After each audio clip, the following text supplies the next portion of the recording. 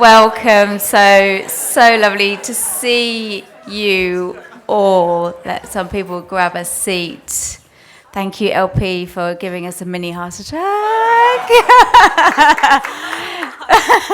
It's 11 o'clock, yeah. Thank you. And thank you, Tess, for jumping in just in case. But just like, I don't know any answers. I've been traveling for 72 hours. I don't know what to say. But it's so lovely to see you all. Welcome back for the findings of our initial keynote that we set off last year. Just a quick note to point out that we have ASL interpretation here, should anyone require it. And we have lots to get through, so I'll get us kicked off.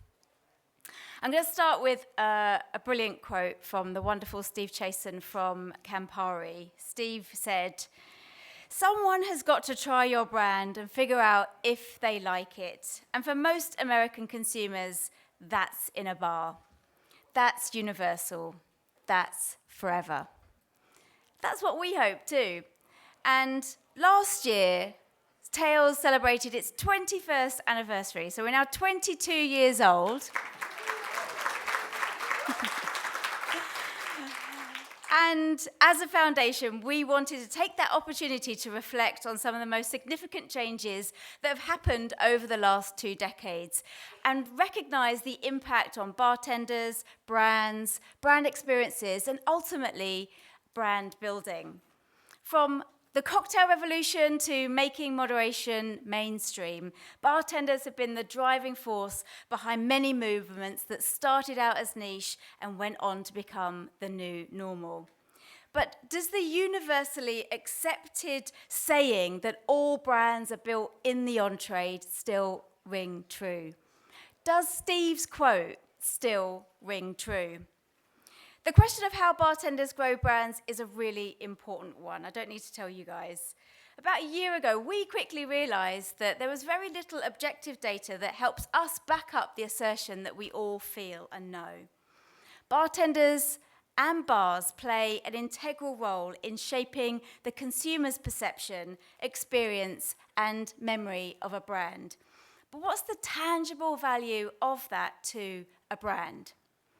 So today, I'm super excited to announce that we've spent a year really digging into this data, really looking at this research, and now we're able to share our results. Results that reassert the value that bartenders bring to brands, and equally, the contribution that brands can increasingly bring to bartenders. So I'd now like to hand over to Lulie Halstead, who's the trustee of the WSET, who will share her findings and insights on how bartenders grow your brands. Over to you. Thank you very much, Claire. Sorry. In the excitement of Lulie. In the excitement of LP's dramatic entrance, I forgot to tell you who's here. So LP's here, hooray! Woo! I'm Claire Warner. This is Alex, and this is Monica. You probably know who we are anyway. And if you don't, here is a very clever QR code with all of our bios. You can scan that and find out a little bit more about us. But over to you, Lulie. Thank you very much, Claire. And as we're just doing a little bit of text, so I can just get another copy of the presentation up in front of me. You'd think we were professionals, wouldn't you? So it's my absolute pleasure to be back here again. Those of you who were here at the keynote last year may be familiar with me and my obsession with data. And I've been fortunate enough to spend the last, and I've just counted it, it's now actually 33 years researching, 33 years, I know, researching with consumers and intermediaries around the world, understanding how consumers interact with beverage alcohol.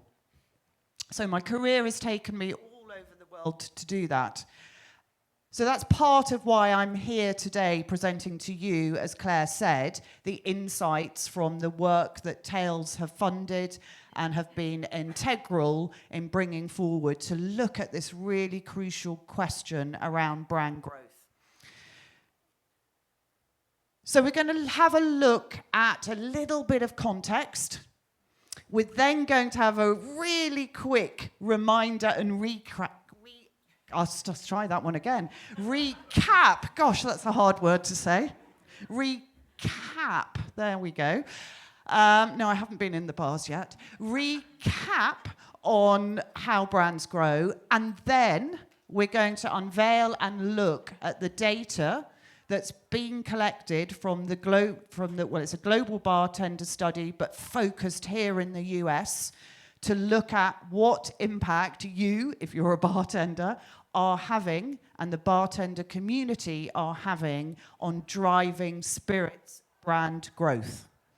So that's what I've got to get through in not very much time. So I'm going to kick off so that I don't hog the airtime and we hear from the people sitting to my right, who are the most important people in the room right now. So the context. One of the jobs I do is being a director of IWSR. And IWSR, for those of you who are not familiar, is the global leading insights company for data about beverage alcohol. So we know everything about the volume, the value, the forecast, the categories, what's happening, both within the distribution chain and from a consumer perspective as well. And what we're seeing at IWSR, particularly in the US market, are the three trends which I know you would all be really familiar with and seeing in your line of work as well. These are premiumization, moderation, and diversification. So those are the three key trends that we're seeing. So I'm going to whiz through. Premiumization sorry, this microphone keeps going in and out, doesn't it? Is it because I'm going near that one? I'm asking. Possibly. I'm going to stand over this side of the stage just in case.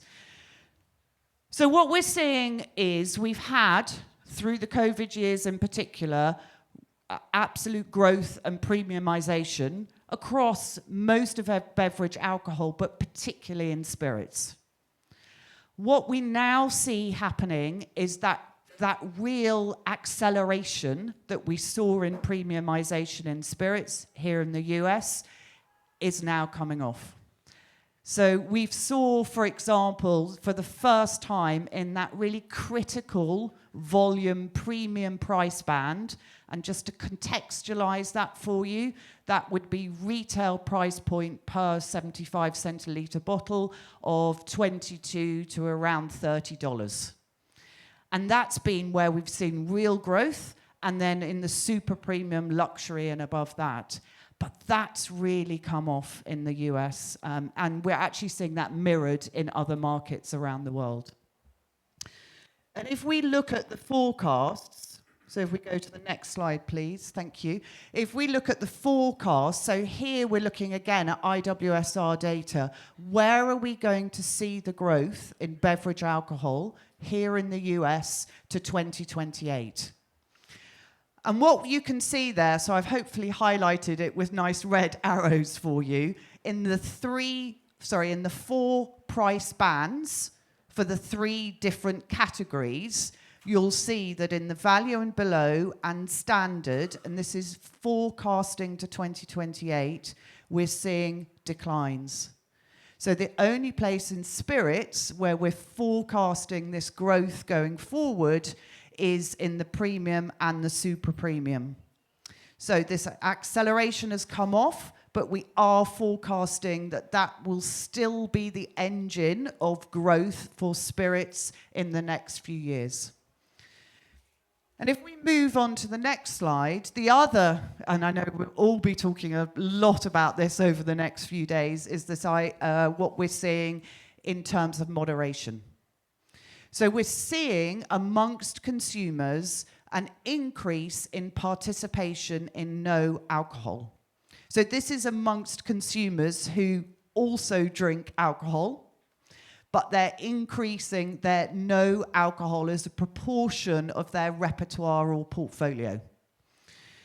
So, for example, here in the US, the number of consumers of beverage alcohol who also participate in no alcohol alternatives has increased from 6%, doubled to 13% in a year. In a year. Now, that's primarily driven by zero alcohol beer. Zero alcohol beer clearly being the vast percentage volume of the no alcohol space. I put a picture of a zebra. Sorry, I'll say it in American. Zebra. Well, we can use, we're all friends here. Zebra, deliberately. Hopefully to illustrate and remind us that actually what we're seeing in consumers' behavior is switching between alcohol and no alcohol within the same occasion. And I'm sure you all, particularly those of you in the operating sector, really see this or witness this in your bars and your locations. So the zebra is to represent this idea of switching between, the black stripe we could say would be the zero alcohol or no alcohol alternative, and then the coloured stripe would be a beverage alcohol, and then switching back. So this zebra drinking patterns where we're seeing consumers moderating, not by cutting alcohol out completely, although there is an increasing proportion of abstainers, but actually what's driving this is this switching behaviour within our repertoires and allowing us to moderate. And if we move on to the next slide, thanks Claire, these are the real drivers that we're seeing in the IWSR data, which is this change in lifestyle. Some of this was because of how we lived during the pandemic, but actually those habits are continuing. So what we're seeing is economic moderation is accounting for about 30% of that reduction in frequency and volume of alcohol consumption. But we're also seeing that health drivers are a key part of that. It's around 20%. And around 50% is more linked to changing social habits. So if you're out socializing with others who are not consuming alcohol at the same levels, we're tending to mirror that. We also have, over the other side of the chart here, the kind of key drivers. We're reducing our frequency of social occasions, or when we're out, or when we're consuming alcohol. And within those occasions, we're reducing the frequency, back to our friend the zebra, and we're reducing our frequency there. So if we move on to the next slide, thank you. Diversification. So here is a lovely chart from IWSR, US market, showing, I've just done an example here, RTDs. So what you can see here is that we've got a much higher proportion, for example, in hard tea and other types of RTDs, as consumers are diversifying their portfolios. So again, impacting that kind of zebra style of drinking. So that's the context. Now we need to think about how is this impacting in brand. So if you'll forgive me, a 101 on marketing theory and brand theory, just to remind us to kind of, so that we're all in the same headspace, remembering that brands are two things, tangible and intangible. So in the tangible, it's the physical identifiers, it's the product, in our case, that's in the bottle, and equally, if not more importantly, it's the consumer perception, so the intangible, what's our feeling or perception around brands. So what drives brand growth? If we look at all of the data, not just IWSR, but across the board in the world of marketing science, across categories, we absolutely know from the evidence that the key thing that drives brand growth is salience. And salience means, can I remember it, the brand, and can I remember it at the point at which I want to purchase something? So it's not just can I remember it when I'm walking down the street, which is really lovely, but is it coming to mind where I'm at that moment where I want to make a purchase?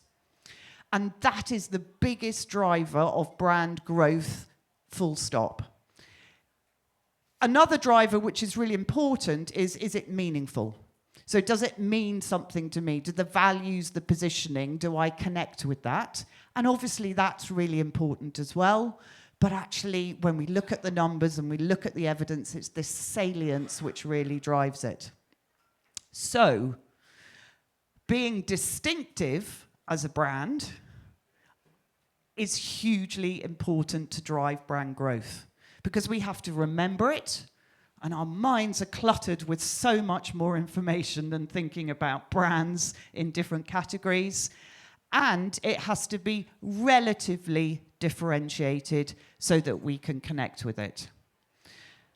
So if we move on to the next one, what role do bartenders have then, many of you in this room, in driving brand growth within the context we were talking about, those three kind of macro trends that we had at the beginning?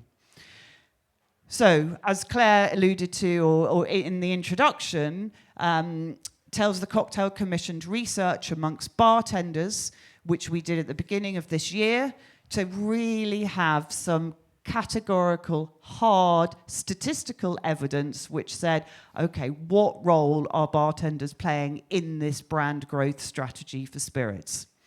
So, let's have a look at a few of the headlines from that.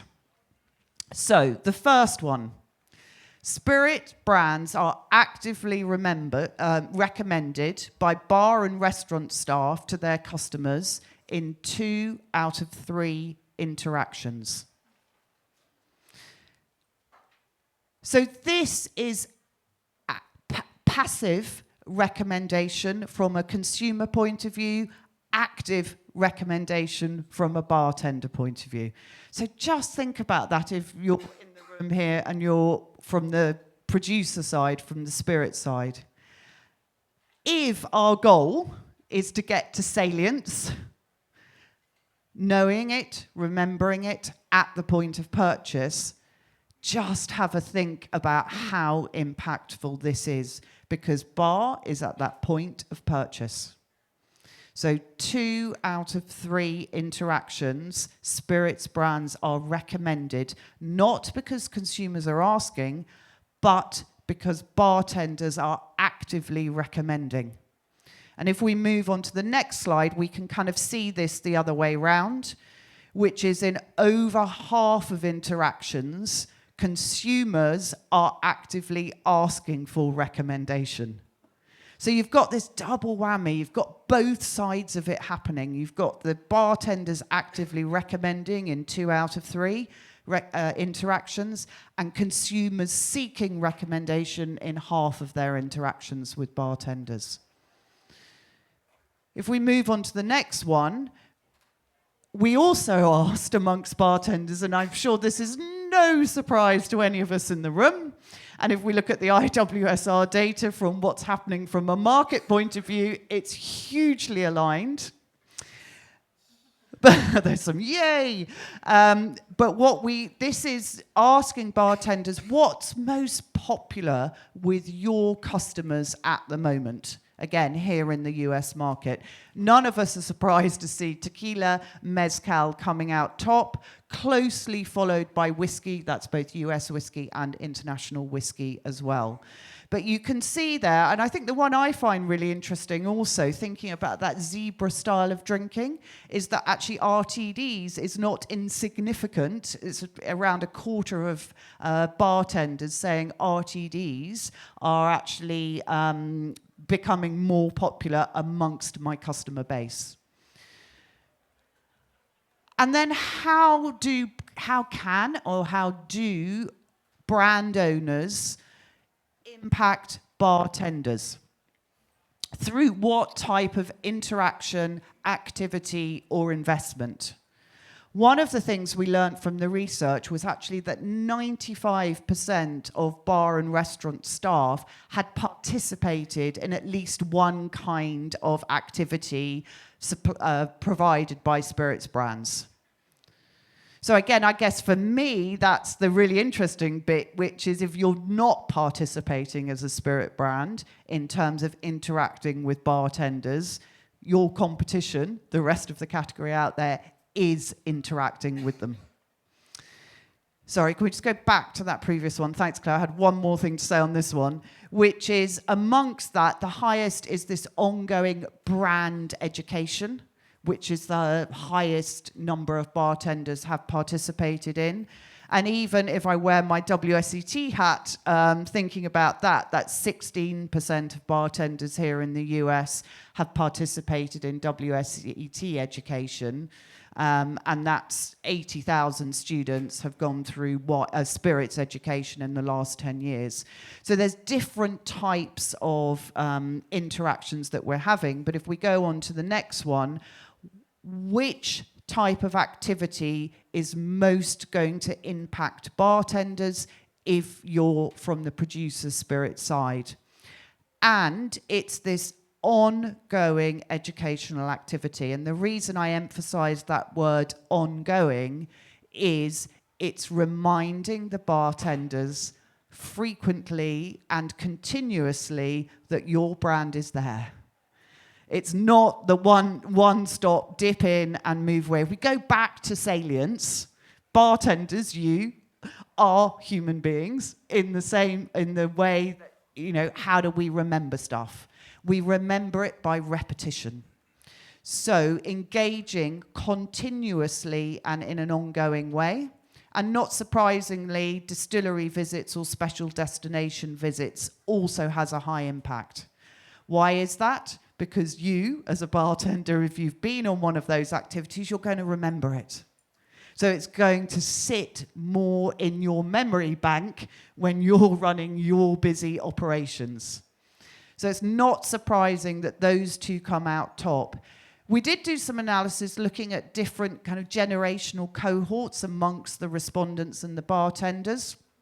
And we saw, for example, two different outcomes. So Gen Z bartenders are proportionally more impacted by seeing brands that other bartenders are engaging with.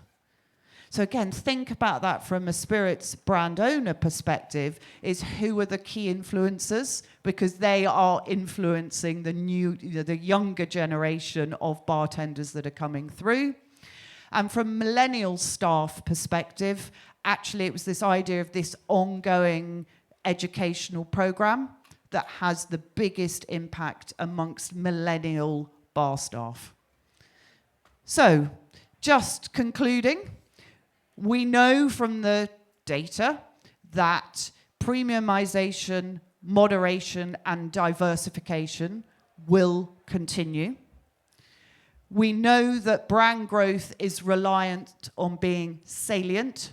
That's both with consumers, but also with bartenders to have this impact, memorable at the point of serve, memorable at the point of purchase.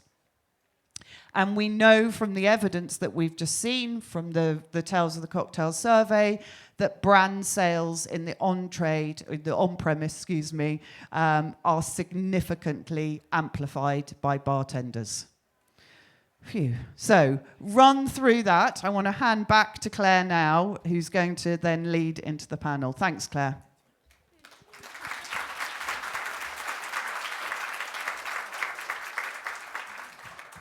Thanks so much, Lulie.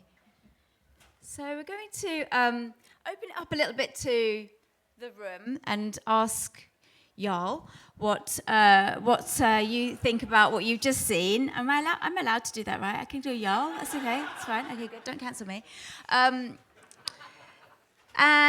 But also what we'd like to do is sort of use technology, the wonders of modern technology. Please work. We were in this room for an hour and 40 minutes last night trying to work Slido, and this room is not warm, is it? So I'm hoping that the pleasures of Slido are going to warm you up. But ultimately, if you use your camera, point the camera at the QR code, hopefully a little box will pop up and you'll be able to input why you support brands.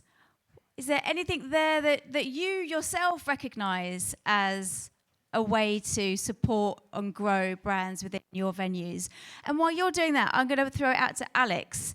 Alex, having seen some of the research, what are some of your sort of initial thoughts or reflections?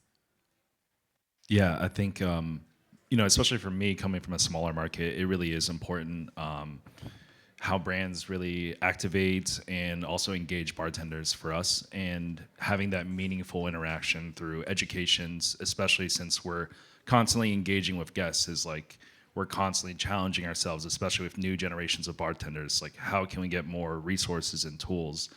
And I think like a really great way to do that is more transparency from brands themselves, and also the interactions with brands themselves, as in it is a push and a pull in a certain essence.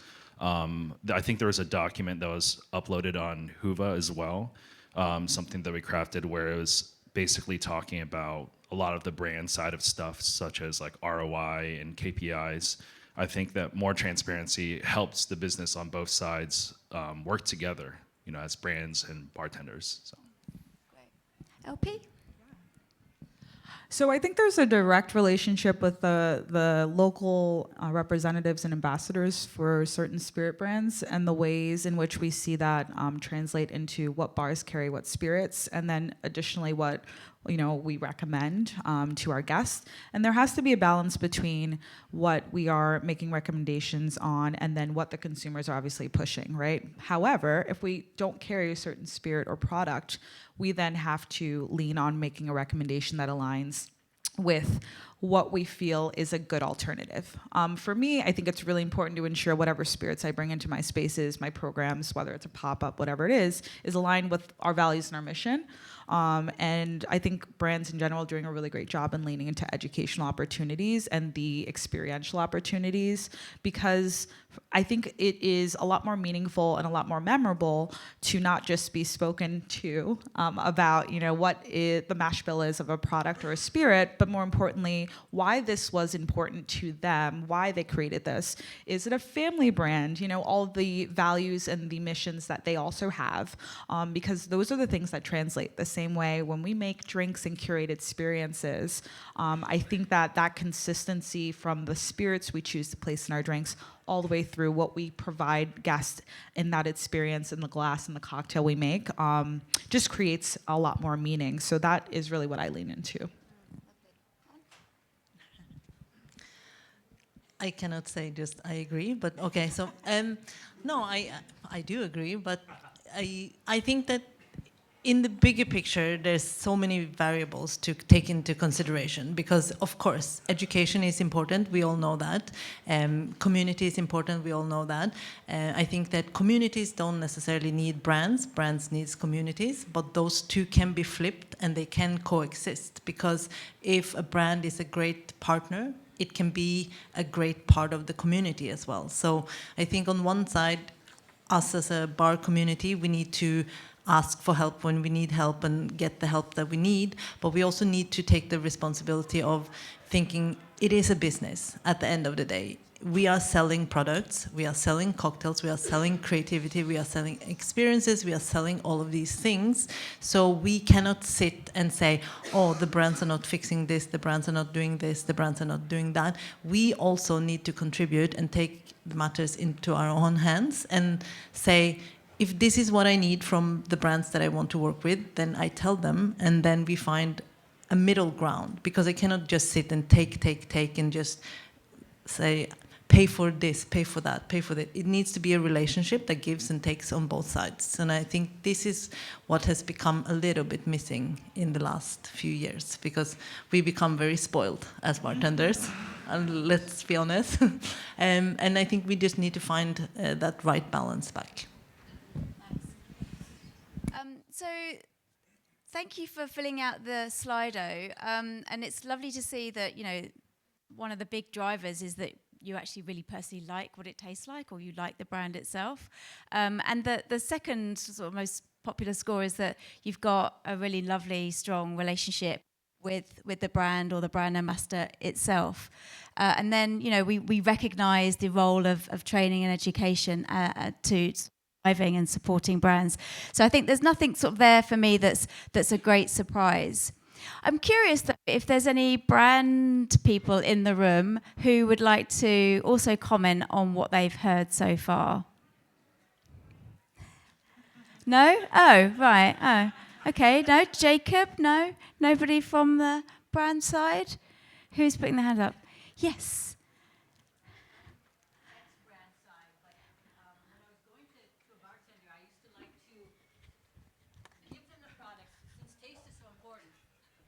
Give them the product to taste and look at their face at that first moment when they're tasting it.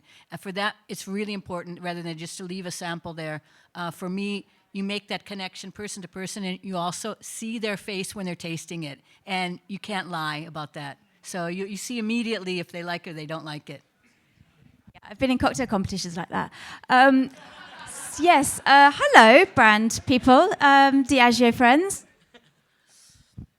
I personally think it's really interesting to see the personal relationship coming up so high, because advocacy and brand ambassadors goes in peaks and troughs sometimes, and they're very often the first people to be laid off when there are financial difficulties for a company. So to see data like this is really encouraging and supportive for the advocacy side of a business, particularly for a company that puts so much behind it. Thank you, Tom. Yes, Team Patron. I thought you'd have something to say eventually. Hello. I have 2 points. 2 points. Yeah. 2 points. 2 points. First thing, don't like to speak. Second. I think what's very interesting is that the tables have turned or evolved, that there are so many bartenders that are working in advocacy and working for the brands. So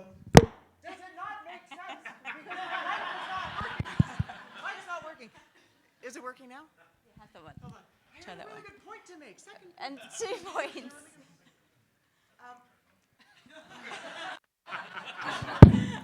Is it Bacardi related? I mean, no. What I was just going to say is that eventually, a lot of bartenders are looking for the future of what their career path might be in this industry, and I'm delighted, as an ex-bartender myself, that a lot of us working in brand come from the trade, and we're taking with us all the things that we loved about supporting the brands, and we're applying it to how we want to actually give back to the industry. And I think amidst everything else talked about in this room so far, I feel very proud to be part of that story. Yes, lovely. Lovely, well said. Thank you. Thanks for all the comments and the bravery shown by brand people. I mean, how brave is that? So next up is how. How are you growing brands? Because the brand people who are in the room are now desperately listening out for what you are doing, because soon you're going to get, maybe we'll stop getting tote bags. Maybe we'll stop getting, I don't know, like the merch. Or maybe you want more merch. Who knows? Now is your moment to tell the brand teams in the room, how do you grow brands? Do you talk about this? I didn't clear that from yesterday. Do you talk about them? Are you recommending them? What is it that you're doing? And then let's hand it over to Monica. What are you doing to help grow brands, Mon? What's your approach? Well, I sell them in my bar. No. And we're very grateful. No, the thing is, if you really like a brand, both from the liquid point of view, the people that are involved, the brand itself, you just put your person behind them. And from a purely selfish point of view, I would like the brands that I like to continue to exist so that I can use them. So at the very least, that's my motivation. But also, for example, sometimes there's a liquid that is just exceptionally good. Sometimes there's a person that is just amazing and you just want to support and you want to help them. Because, let's be honest, there's also a lot of crap out there. And you can go into a bar and you straight away see on the menu, it's like, oh, okay. You see this is paid by these people, these are paid by these people. I don't really want anything of that. I would like to go into a bar and really understand what's this bar about and see the personality of the people that are there, see the personality of the place. And I think that, I'm not saying that we should all go for this or that, but just support the people that are trying to make a difference. And that sometimes also, I will say, is the biggest brand in the category. Because sometimes there's a reason why a brand becomes a benchmark. It's not just marketing. It doesn't work like that. You can't just buy yourself that title. It just comes from being really good and then growing into that. Yeah, so For me, I think there are a couple of different things that occur. I'm very selective about the brands that I choose to even advertise on my social media, because there is a direct correlation with then what I'm choosing to put out to younger bartenders, to consumers primarily, just because that's who follows me the most on social. And with that said, again, values, mission for me is huge. And so I really try my best to ensure that there's a very distinct brand experiences or brands that come to mind in my early bartending years where, they had a trip, or the ambassador was just so lively and so excited about who they were working with. And there were certain things about that engagement that stuck in my mind. And so I tried my best to relay that over to the consumers that I engage with. So the storytelling element and aspect. Additionally, having those individuals who represent these brands be the people who are talking to your consumers if you have activations in your space. I think that's a really great way to just provide them with additional knowledge. There's something about meeting the distillers, I mean, if you have the opportunity to do that, of a brand that is just mind-blowing and a very life-changing experience. And so finding my ways to connect the consumers directly to the brands in my engagement, I find does have a lot of influence. And then additionally, I just continue to ask questions. I think there's always something to learn when it comes to brands that are in our spaces and not in our spaces. So when I go out and I have the opportunity to taste the spirit or a brand that is a bit unfamiliar, providing them with an opportunity to get recognition as well, whether they're a modifier, maybe not a base spirit, but finding ways to place them on my menu and in the engagements that I offer to highlight and bring a little bit of recognition to who they are as a product and a brand. Yeah, I think you can see through how the polling has gone. It's like the same way for us. Being a very new business owner, we have a lot of constraints, and the ways that we can really highlight it is through menu placements and also through engaging with our guests that we definitely talk to every single day. And those decisions, sometimes they come from price, sometimes it comes from, loving the product, getting the liquid to lips and everything. And I think really, Jacob's sitting right in front of me, so I'm gonna have to say it, but the quote is, we sell drinks one drink at a time, we sell brands one drink at a time. So for us, making that distinction in how we grow the brands and like how we also like push it out there, it ties into our also core values. Like us being an Asian American bar, we want to highlight, our unique experience of our diaspora. And so we work with brands to try to grow that together and really build a community. So. Very nice. I'm loving sort of seeing some of these words up here, which I'll just call out. So sort of, I saw kindness, sort of emotion, storytelling. Did someone take away emotion? Because I just saw it. I swear I did. Someone was like, no, not emotion. Take that away. Relationships. All of these things are not based on, investment or sort of monetary persuasion in any way. And so I'm curious about sort of how much of an influence does that have when it comes to how you grow brands? Is it about the investment that unlocks the opportunity for you to create experiences, or does it go deeper into, as we were talking about, the emotional connection that you might have with your brand ambassador, or in fact just the brand itself? Mon, I'll go with you. I think that depends where you are in your career. I definitely think that the relationship will be different from a bartender versus a bar owner versus anything in between, because the incentives that I need as a bar owner is very different than the incentives I wanted when I was a bartender. Because when I was a bartender, I thought about my own enjoyment and travel and all of these selfish goals. When as a bar owner, I want it to make sense, because I want it equal for all of my team. I don't want you to just focus on the one that is the most famous right now or the one that has the most seniority. I want all of my team to experience everything. So I would always welcome something that is collective rather than individual. At the same time, if you take my stuff, or if you try to take my stuff out of circulation, I will not be very happy if you try to do that on a Saturday night. And I don't really understand how brands, just an FYI, I don't understand how brands can plan brand trips that includes Friday, Saturday night, I'm really sorry, because I need my stuff. Brand people. Noted. Yes. Like, do it on a Sunday, Monday, you know, like when it's less pressure, because I can't afford, unless you're going to pay me for that loss of revenue, then don't take my stuff on those days. No, I'm joking. But no, it's it definitely She's not is. joking. No, I'm not actually. I'll send you the invoice. Don't worry. No, I'm joking. No, but I think that so it varies who you are, and the beauty of this industry, of society in general, is that one size does not fit all. We are all different. We all need diversity. We should embrace diversity. So the easiest way that I find working with brands is when the brand comes and says, so what do you want? And I was like, $1 million. And they're like, I cannot give you $1 million, but I can give you this. And then we find somewhere in between. So I think that's where it starts for me.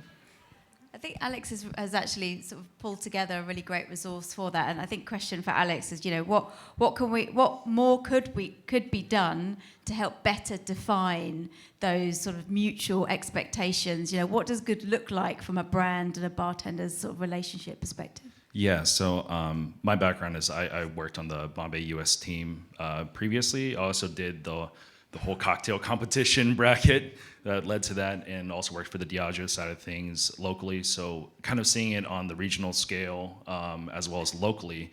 I think for me, it's there's a quote which is, unspoken expectations are premeditated resentments. And I think that, you know, we have to have this kind of transparency. We talk about as bartenders how we want this to be a career, right? And I think that this being a career and this being a job, I think we should treat it as such. So, which is really strange because we're just bartending and making cocktails and stuff like that. But having that conversation of what is the brand's like ROI, like what do they need? And then also being able to be at the table and voicing what you need as an operator or a bartender or a bar manager, it kind of just levels the playing field. And I feel like sometimes it's an uncomfortable conversation, you know, because sometimes it is like we need lots of, distribution or pouring out more cocktails. But I think just having that playing field and then being able to talk and being able to say what you need from each other is what makes us grow. Because I think also on the side of things as being a bar owner, is like, who do we need to come from these brands? Do we need someone who's going to bring people in, or do we need an educational specialist? And I think that's how I feel. What was that expression? Sorry, what was the expression again? It was unspoken expectations are premeditated resentments. It's very good marriage advice as well, I think. Write that down. Write that down. Okay, so next one. What for you makes a brand memorable? Here you go, another Slido.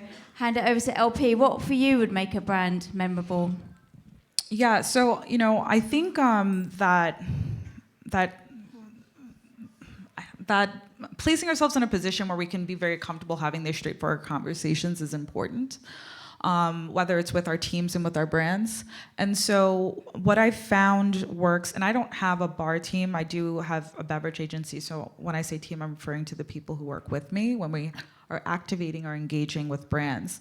So what I find is really helpful is asking them what they need, right? Obviously, as an owner, I can assess what I think their needs are, but exactly what this lovely gentleman's quote was, I think it's really important to involve them in the conversation, because then we can change the relationship that we have with our brands and assess what it is that we actually need, right? I'm just thinking back to when I was working at a bar as a bartender. It was often assumed what our needs were, and I wish there was an open door policy there, and there was an opportunity to engage in that manner and way. And so, when I think about what makes a memorable brand experience for me, the trips are amazing. I think I remember the things that matter to me are, how are you giving back to the people who work with your brand? In what ways are you giving back to the community? Do you have philanthropic ventures that are incorporated in your mission, right? What are the ways you engage with bartenders? Because the bartenders are the people who are making the drinks, right? The bartenders are the people who are engaging with consumers, and they do make an impression and an impact. how do you treat people? I think that's really important. You could have a spirit and a brand that is delicious, that has an amazing story, but if the people representing your company are not pleasant, I don't want to work with you. And I think that this is something people are realizing now, and it's really essential and important. These individuals represent you when you're not in the room, and you have to put a lot of trust in those people. So I think it's really important, again, with that exchange and those very awkward conversations, for the brands that we love so much, to be very honest about them, about that part with them when these situations come up. A cool bottle is what makes it special. No, I think adding to what LP is saying is, like, obviously we can't all make it to the distillery and have that interaction. So really having a, that brand ambassador that really connects you to it, or the experience or the engagement, really bringing that salience to mind from everything is important. But I think just adding to it, one thing that really, getting back to behind the bar, has really annoyed me as a bar owner, coming from people who represent brands, is, I'm trying to figure out the best way to say this, but it annoys me whenever somebody who represents a brand comes in and they introduce themselves to all the male staff and then ignore all the women staff. Our head bartender is a woman, so it happens quite a bit. So it's kind of important to really be like a great human being, and then also being inclusive and diverse, and really, investing in people and building these connections,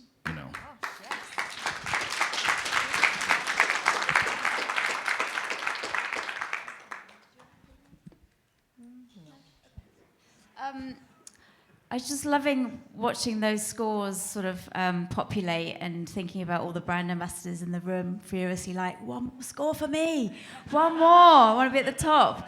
But I think those two scores, the top equal two scores, trip to the distillery, a special destination, and your connection with a brand ambassador, for me tells me the story about the importance of relationships. When we go to these amazing destinations where we spend time at a distillery, often that's an extension of the amount of time that we get to spend with bartenders, and brand ambassadors and bartenders get to kind of hang over an extended amount of time and develop that really special relationship. So is really important to take that away. If you don't have an amazing Seychelles distillery, if you don't have a brand home, which, for a lot of small brands, that might not be an option, it's still possible to build a memorable brand by the use of your relationships. How are you connecting meaningfully with your bartending community? What else can you do? It's really just about time, not necessarily about the Seychelles, although that's nice. It is ultimately about the amount of time that we're spending with each other to help a brand be memorable. Okay, last Slido, I think. Finally, big one, I think, because this is where perhaps some of the findings don't express what we're often frustrated by. What can we do as bar owners and brand owners to help improve, maintain, grow the relationships with our bartending community? So what can be done? What can we do to improve that relationship, over and above being very clear about what our expectations are? Thank you, 10 minutes. But what else can we be doing to help? Who is that? I mean, look, terrible. You have to at least tell us who you are. Brand Building 101. That's not memorable. Sugar Rims, I saw that earlier. I was like, oh yeah, clever, good. Well, there you go. Sugar Rims, well done. Monica, what can we all learn from one another to help improve this important relationship? I think that sometimes the things that needs to be done are not the popular things that are done, or the fun stuff. So I think that long term, education has always been my main thing. I come from a background of education. I always believe in education, but not necessarily only the one-sided kind of marketing education, but true education. We come from an industry that unfortunately doesn't have a global standard when it comes to education across all fields of hospitality, ranging from server, chef, bartender. There's a few specialized, but overall, because we don't have the privilege of a formalized education, we need to educate ourselves. But a lot of that education is not necessarily only the education that will turn cases, but it's also the legal rights you have as an employee, the rights that you have as a person, the rights that you have as an employer, all of these things. And I think that we saw in the last few years when we were challenged a little bit by closure, by the pandemic, all of these things, that sure, we've done a lot for our industry to become more inclusive, more diverse, more strong, and more resilient, but at the same time, we forgot to also make sure that we were present in the right spaces, and the right spaces are where political decisions are made. It's not necessarily only where the best spirits are decided, you know, so we need to do those things as well, and we need to give really the next generation all of the information and the tools that we never had, and that can only come through education, and that's not something that you will wake up at 7 a.m. in the morning for and be excited, but you should wake up, not be excited, but just wake up. So I think that like conferences like TALES and other conferences, other places in the world, they play a really big role in that, because at home alone, you're not going to do all of those things. But together in a community, we will. Because sometimes the good thing about being a community and a good thing about being a team is that you don't always have to pull. You don't always have to be the one that push. Sometimes other people can push for you and you just follow along. But in the end, it works for all of us. So I think that's the big value of advocacy, of education, of community, of these kind of conferences.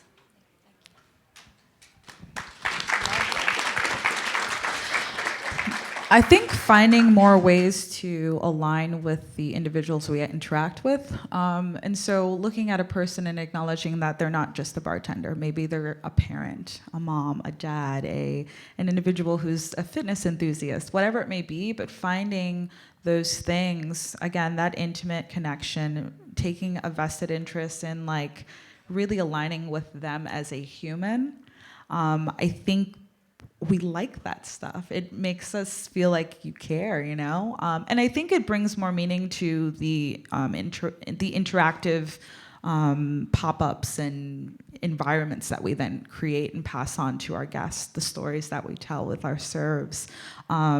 And I think leaning into that is certainly the future. You know, at TALES, we're seeing a lot more conversations about industry parents, which I think is awesome. And so seeing this, these types of topics being discussed and integrated into the experiences we provide with beverages, I think it's pretty awesome and inspiring.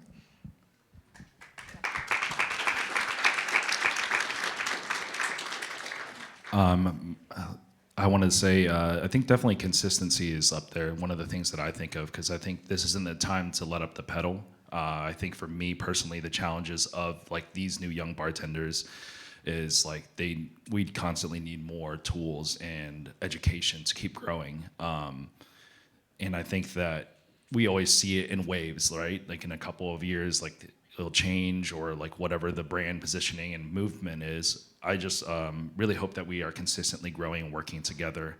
And yeah, I think just that consistency. Yeah, lovely. I think collaboration. Very nice, Alex. Thank you. Yeah, I think just looking up again on the screen, a lot of this is, you know, really sort of underlines this idea that it's a relationship. We work in a human industry. We are an industry built on human interaction, and not to give away what we're going to be talking about on Thursday at my other seminar, Social Stupidity, please come, that, you know, without this, you know, great collaboration between bartenders and brands, you know, we will struggle to be an entertaining, exciting, enticing place for consumers to want to leave the lure of the screen and come and spend time in real life with other human beings, some of which they might not like. You know, we do need to understand how we rub along in the sandbox of life that we call our bars or, you know, hospitality venues. And, you know, that's where brands and bartenders really can get it right. If we collaborate, then we build brands in the real world, not only in a digital space, because ultimately we want our brands to feel real. We want to experience that brand in a real, tangible way through the intangible stuff that you bartenders all do so well. So I want to say thank you to my wonderful panel, and for everybody in the room to hear the results of the findings. We'll continue to update you with more results. We'll continue to share a report of our findings. All of the information that you've seen today will be made available after the seminar. And if you've got any questions, yes, Laura, of course. Sorry. Of course, one thing as opposed to Lauren. Hi, my name is Laura, and I grew up in the bar business. I owned a bar. I've been working for large distributors and large brands for the last 10 years, and I am very passionate about everybody in this room, but I fear that sometimes when we have these conversations in a room like this, that everybody here already believes in this stuff, and the conversations are not being heard by the right people. Advocacy is cyclical. So anyone that's been in this industry for more than 5 years has seen their favorite ambassador lose their job. Like, just look at the spreadsheet, cut that line out, move on to the next. And then 3 years later, they're like, oh shit, no one's pouring our brands. It's like, yeah, no kidding. And then they rehire advocacy, right? So it's cyclical. So if you watch it, it's really kind of scary for all of our friends that are out there putting their reputations and careers on the line to build brands that may or may not necessarily appreciate their efforts and your efforts. So what I would ask for this room to do, and for this panel, and I know that you guys are working on this, is engage in your brand ambassadors, but demand a seat at the table with the people that are making the decisions about how advocacy dollars are allocated and spent, and how these programs are built. And I think much of what everyone on the panel has said in terms of having some of these difficult business conversations, we have to advocate for our brands, we have to advocate for each other.